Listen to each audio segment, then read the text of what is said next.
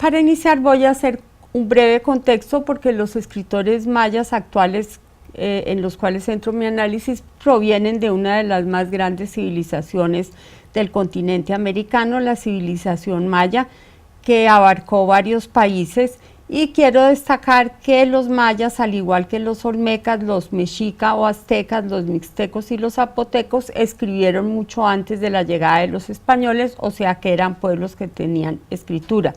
En el mundo maya, la evidencia de escritura más temprana data del 400 al 250 antes de nuestra era, ya ha sido encontrada en Guatemala. En el Portón, uno de los sitios donde se encontraron los primeros rastros de escritura maya, han sobrevivido 4 caracteres separados por barras horizontales.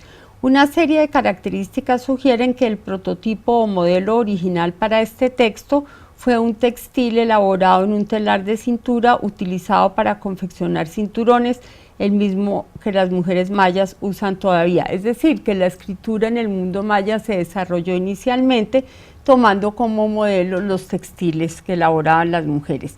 Hasta hoy en día las mujeres convierten los tejidos en textos en los que crean diseños que revelan la ciudad, el linaje y la identidad de la tejedora y de quien porta la prenda. Los mayas escribieron sobre diferentes materiales, ornamentos, cerámica, muros de templos, y habían empezado a escribir libros. Las personas que se han dedicado a descifrar la escritura maya se han concentrado exactamente en descifrar y no en traducir.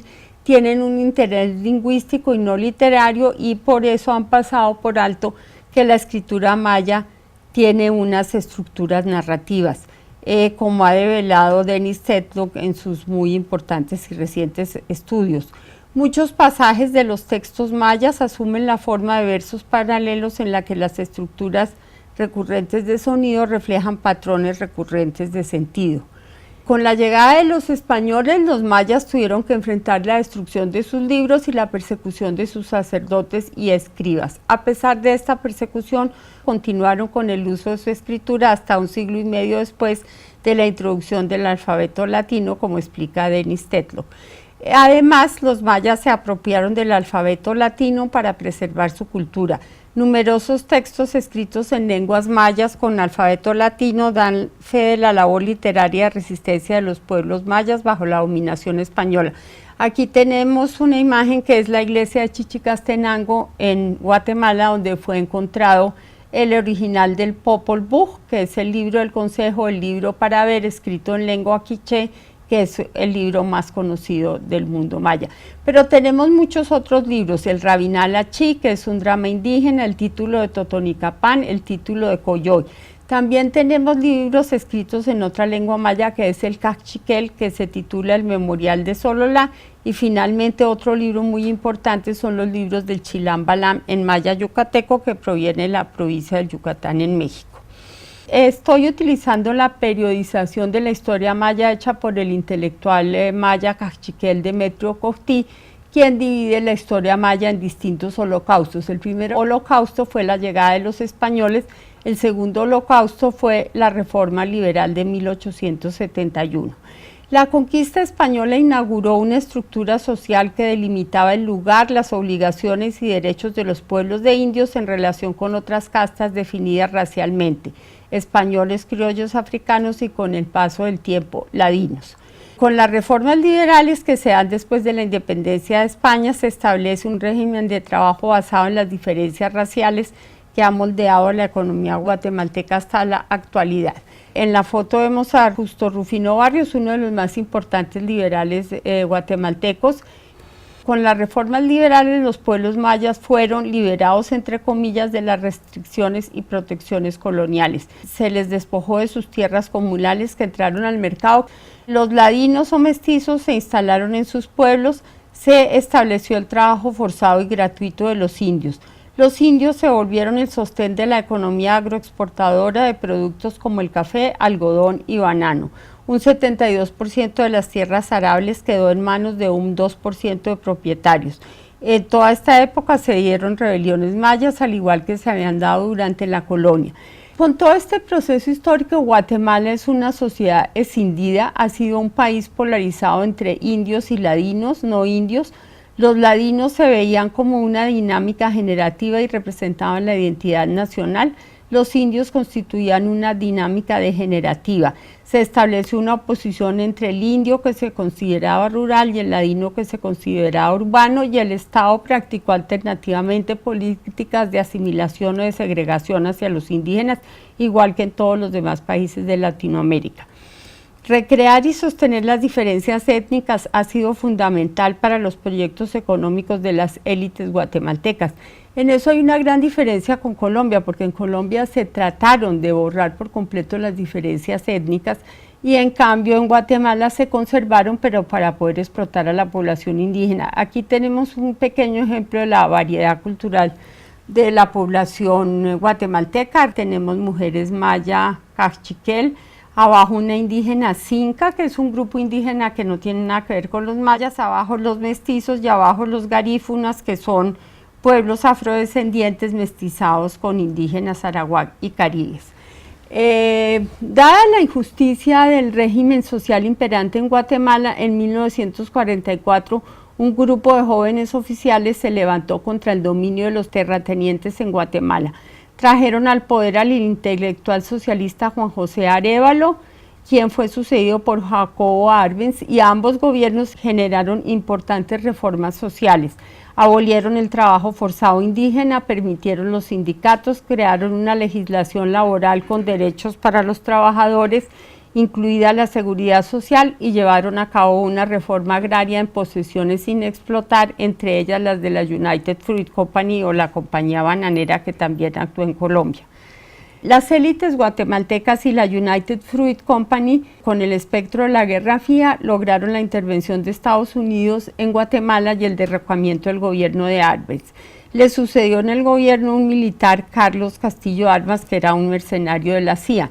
Las esperanzas de los indígenas y campesinos pobres de Guatemala por una vida mejor quedaron totalmente frustradas con este golpe. En 1960 se inició el conflicto armado, que duró hasta 1996, o sea, 36 años de conflicto armado.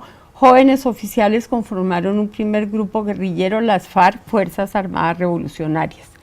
En este conflicto armado guatemalteco, los indígenas se volvieron el blanco principal de los militares, acusados de apoyar a las distintas guerrillas que fueron surgiendo.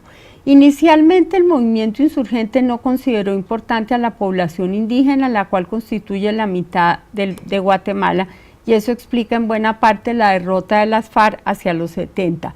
Luego otras guerrillas cambiaron su perspectiva hacia los indígenas y los acogieron en sus filas, aunque sin abrir mayores espacios a sus reivindicaciones étnicas. O sea, los movimientos de izquierda en Latinoamérica nunca han tenido la capacidad de aceptar las reivindicaciones étnicas de los indígenas, o sea, su derecho a la existencia, su derecho a la cultura.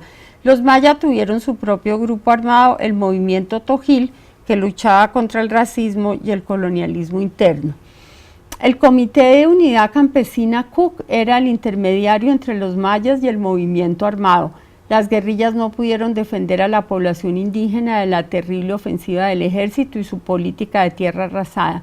Entre 1982 y 1983, bajo el gobierno del general Efraín Ríos Montt, se llevaron a cabo las mayores masacres de población civil maya indefensa. La guerra arrojó un total de 200.000 mayas asesinados, sin contar desaparecidos y desplazados. El Estado guatemalteco fue acusado de genocidio por los mayas. En todo este contexto de inicio y desenvolvimiento del conflicto armado, se desarrolla la vida y obra de Luis de León, un escritor, pedagogo y militante. Luis de León es conocido de esta manera, en realidad se llamaba Luis de León. 1939-1984 nació en San Juan del Obispo, un pequeño pueblo en Zacatepec, Guatemala. Aquí vemos la iglesia del pueblo. Fue una víctima directa del terror estatal y militar, ya que fue secuestrado el 15 de mayo de 1984 y sus familiares nunca lo volvieron a ver.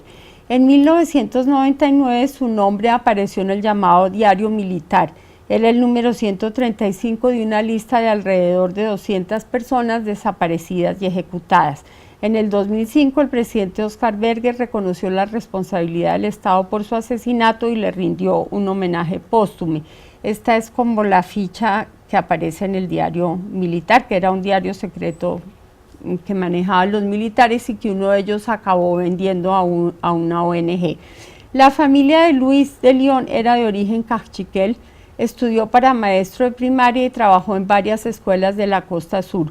Tuvo luego una cátedra de literatura en la Universidad de San Carlos de Guatemala. Fue miembro del Partido Guatemalteco del Trabajo, PGT, que es el equivalente al Partido Comunista.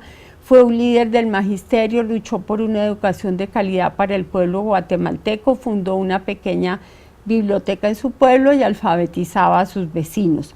Con enorme esfuerzo y tenacidad, su hija Mayari de León fundó y ha mantenido la Casa Museo Luis de León en San Juan del Obispo y ha publicado la obra póstuma del escritor. En el museo se dan gratis talleres de arte y música para niños.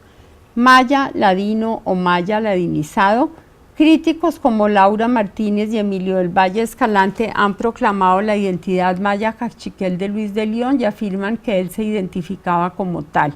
Rudy Rafael Romero lo define por el contrario como un maya ladinizado. Mayari, su hija, considera que para el escritor era más importante la identidad de clase y la étnica, y ella se considera a sí misma una mestiza. ¿Por qué surge toda esta discusión sobre la identidad étnica de Luis de León? En parte porque él fue un militante del PGT, el Partido Guatemalteco del Trabajo, que hacía énfasis en el elemento de clase social entre los mayas y no a su afiliación étnica, y que nunca pudo dar salida a las reivindicaciones de los mayas como pueblos diferentes. Toda esta discusión nos muestra que la identidad es una construcción social, histórica y dinámica, y la población guatemalteca transita entre distintas identidades, algo que las élites niegan, o sea que se podría ser maya y ladino al mismo tiempo. La obra de Luis, muy poquita, fue publicada en su vida: Los Zopilotes, Su segunda muerte y Poemas del volcán de agua, y hubo publicaciones póstumas que han sido impulsadas por su hija y amigos: Pájaro en manos, El tiempo principia en Xibalbá, que es una novela, La puerta del cielo y otras puertas, una colección de relatos, y Los poemas del volcán de fuego. Luis de León es un escritor comprometido en términos políticos y sociales, y la opresión y exclusión que sufren los mayas, en particular los mayas pobres, no todos los mayas son pobres, hay diferencias económicas grandes entre los mayas, anima parte importante de sus obras. El conflicto armado, el terrorismo de Estado y la hegemonía de Estados Unidos son otros de sus temas. Podemos ver un tránsito entre sus primeros relatos, que llevan todavía la huella del indigenismo literario, en los que hay una brecha entre el narrador letrado y el lenguaje popular, a relatos donde esta brecha desaparece y el autor lleva a cabo un trabajo muy creativo con el español hablado por los mayas en Guatemala. La temática de la opresión de los mayas, que es muy fuerte en sus primeras obras, se abre paso también con el tiempo a la comprensión de su resistencia cultural y el poder de la misma. La obra se libera así del peso de la militancia de izquierda para entender mejor la situación cultural de los mayas. Los Zopilotes fue el primer libro de cuentos publicado por Luis de León, lo sigue La puerta del cielo y otras puertas. Los Zopilotes se publicó cuando ya había estallado el conflicto interno en Guatemala y se estaba dando una violenta represión militar para desmantelar a la guerrilla de las FARC. Los Zopilotes es lo que en Colombia llamamos chulos, y que en el imaginario popular son mal vistos porque son animales que se asocian con la muerte, aunque en realidad realizan una gran limpieza del medio ambiente. De alguna manera los militares y las élites se ven como zopilotes en la obra de Luis de León. El argumento del cuento, que lleva el mismo título del libro: un indio, Julián Cordoy, corre al pueblo en busca de una partera para su mujer que va a dar a luz. Es interceptado por militares, quienes lo terminan eliminando. Su mujer e hijo mueren también. Julián Cordoy es representado en el cuento como un indio genérico, no sabemos nada de su identidad étnica específica, se replica así una categoría colonial. En Guatemala hay 23 pueblos mayas que hablan 23 lenguas diferentes, más los xinca y los garífuna. Es un indio por fuera de la nación, ya que no posee papeles, ni cédula, ni salvoconducto, ni boletas, ni nada por el estilo. Se reiteran en este personaje los imaginarios dominantes del indio como habitante rural que habla un español que se aparta del español estándar considerado el correcto. Hay una brecha entre el lenguaje del narrador letrado y de Cordoy. venga al pueblo a traer al señor Chinte la comagrane. Este indígena encarna las dinámicas degenerativas en cuanto es presentado por los soldados como un indio bruto.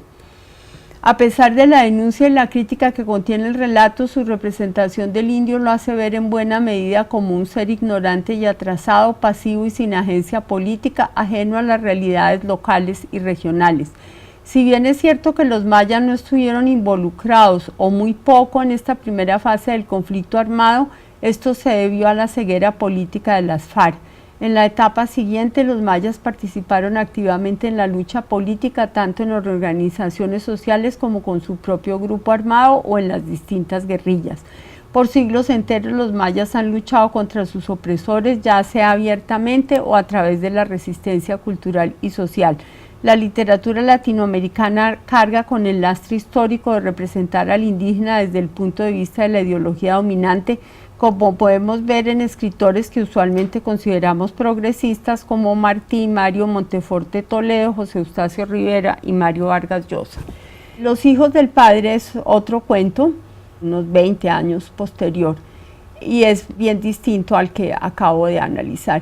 En una procesión de un Viernes Santo se encuentran en las calles de una ciudad que puede ser la antigua de Guatemala, dos tatitas o cristos, el urbano de los ladinos y el campesino aldeano de la indiada y la pobrería. Los indios, en vez de retroceder con su Cristo, como era de esperarse, le piden a este consejo sobre lo que deben hacer. Y aparentemente el Cristo les dice que deben seguir. Imposible jurar qué pasó, pero los indios oyeron el sí y echaron para adelante. Con el tambor y el pito sonando a guerra, había llegado la hora. El relato simula una narración oral en la que el narrador nos transmite sus recuerdos de lo que observó en una procesión del Viernes Santo en su niñez. Esto ocurrió un Viernes Santo y yo, mi nana, mi tata y mi chucho bajamos a la antigua para acompañar un rato al nuestro, el tatita. Este ya no es un narrador omnisciente letrado como en los sopilotes, proviene de la tradición oral y habla el español de los mayas de los pueblos de Guatemala, que por supuesto no es homogéneo, español que ellos denominan Castilla. Al final del relato, el narrador enfatiza la fidelidad de su memoria. Lo importante no es saber si de verdad el Cristo habló o no, sino la fidelidad de la memoria. Hay una memoria maya que se transmite de generación en generación a través de la tradición oral. En este caso, el relato de León evoca el llamado milenarismo maya. El milenarismo es la tendencia entre los mayas a producir o adherirse a movimientos religiosos de salvación social, que han sido muy importantes a lo largo de la historia de los mayas, como la sublevación de Cancún de 1712 en Chiapas, hoy México, y las guerras de castas de Yucatán, que duraron 50 años y que pusieron en jaque al Estado mexicano. Estos movimientos han tenido o tuvieron un enorme impacto político y social. Los sucesos narrados por León no ponen en jaque el orden social existente, sin embargo, muestra la posibilidad de que los mayas se rebelen apelando a sus propias interpretaciones del catolicismo. Señala las lógicas propias de rebelión de los mayas por fuera del discurso marxista ortodoxo. Los líderes de la guerra de castas decían que las cruces les hablaban y les decían cómo debían estructurar su movimiento. Ahora voy a pasar a hablar de un muy reconocido poeta maya actual, que es Humberto Acabal, que está vivo, es tal vez el más famoso poeta maya contemporáneo y se identifica plenamente como un maya quiché. O sea, en el caso de Acabal no hay discusiones sobre la identidad, sobre su identidad maya como las hay en el caso de Luis de León. Acabal escribe en su lengua materna, que es el quiché, y luego compone el mismo poema en español. Él no considera que se traduce, según me explicó en la entrevista que tuvimos en Ciudad de Guatemala, sino que él compone en ambas lenguas. Es bilingüe y sabe pensar en los dos idiomas por aparte. También sabe francés. Su obra ha sido traducida a numerosos idiomas: francés, alemán, inglés, portugués, hebreo, árabe, escocés, húngaro y estonio, y ha sido publicada en gran variedad de países. Acabal nació en Momostenango, es una tierra de tejedores en el departamento de Totonicapán, al suroccidente de Guatemala. En la foto, en la parte de arriba, vemos un telar los telares que se usan en Momostenango, que son los telares horizontales traídos por los españoles. Su pueblo no fue afectado frontalmente por la guerra, es decir, no hubo masacres directas en su pueblo, ni tampoco hubo desaparecidos. De todas maneras, para cualquier guatemalteco era muy difícil ignorar el conflicto armado. En los sábados por la noche, las abuelas y la madre contaban historias alrededor del fogón. Los niños mayas sufrían un año de castellanización forzada antes de entrar a la escuela. Estos son todo como recuerdos de la infancia que él me contó y que dan como una muy buena idea de su procedencia, su historia de vida, etc. Y me contaba que había maestras que, irónicamente decía, ejercían con maestría el racismo. A los 12 o 13 años trabajó un tiempo como vendedora ambulante en Ciudad de Guatemala. Ahorró 6 meses para comprar un libro expuesto en una vitrina que resultó ser el retrato de Dorian Gray de Oscar Wilde. Devoró libros gracias a las ventas de libros usados y se sintió muy identificado con Los Miserables de Víctor Hugo. También trabajó como obrero. En 1980, los talentosos rechazaron su poesía por su temática rural. Solo lo publicaron hasta 1990. La música es muy importante para su poesía, canta y toca algún instrumento. Y ahora voy a mostrar algunas de las temáticas que él maneja a través de su poesía, que es una poesía muy sintética y muy sencilla, y es impresionante lo mucho que logra decir con muy poquitas palabras. Progreso. Su experiencia en la ciudad contiene una crítica a la noción de progreso, que es la que le venden tanto a los indígenas y a los campesinos. No sé, mi pueblo me vio salir en silencio, la ciudad con su bulla ni cuenta se dio de mi llegada, dejé de ser campesino y me hice obrero, no sé si adelanté o retrocedí. Entonces, con el no sé si adelanté o retrocedí, pone en duda toda esa idea de que ir del campo a la ciudad necesariamente es progresar. Es el ser indio, la identidad del indio es otra de las temáticas que lo preocupa y que aparecen en su poesía. Y nadie nos ve, la llama de nuestra sangre arde, inapagable, a pesar del viento de los siglos, callados, canto ahogado, miseria con alma, tristeza acorralada. Ay, quiero llorar a gritos, las tierras que nos dejan son las laderas, las pendientes, los aguaceros poco a poco las lavan y las arrastran a las planadas que ya no son de nosotros. Aquí estamos, parados a la orilla de los caminos, con la mirada rota por una lágrima y nadie nos ve. Entonces él apunta cómo han sido hechos invisibles los mayas en la historia de Guatemala, cómo les han arrebatado sus tierras de los valles y tierras planas, los han empujado a las montañas, exactamente lo mismo que ha sucedido en Colombia, y sin embargo hay una fuerza, a pesar de la tristeza, de la miseria, de la explotación, hay una fuerza que él reclama en el poema cuando dice: la llama de nuestra sangre arde inapagable. Y finalmente hay algunos poemas, o casi finalmente, que hablan de indianidad, pobreza y exclusión. El mecapal, que es una especie de cincha que los indígenas se ponen a la cabeza para cargar bultos. El mecapal. Para nosotros los indios, el cielo termina donde comienza el mecapal. Lejanía. En este país pequeño que es Guatemala, todo queda lejos: la comida, las letras, la ropa, que es una manera muy sencilla y poética de mostrar toda la exclusión que se da en Guatemala. El sabor. Aprendí el sabor de la vida como cualquier indio pobre, los demás sabores me vienen sobrando. Palabra, poder e identidad. Y con este poema sí finalizo. Pues me parece un poema fuerte, con gran agencia. Pido la palabra. Dije la palabra, no un micrófono. En mi pueblo el pregonero cada lunes daba el mandato de la auxiliatura en lengua quiché y a gritos. En la mera mañana despertaban los vecinos al repique del tambor. Cuando uno nace le dan un par de nalgadas para que grite. Pido la palabra, la quiero en mi propia lengua.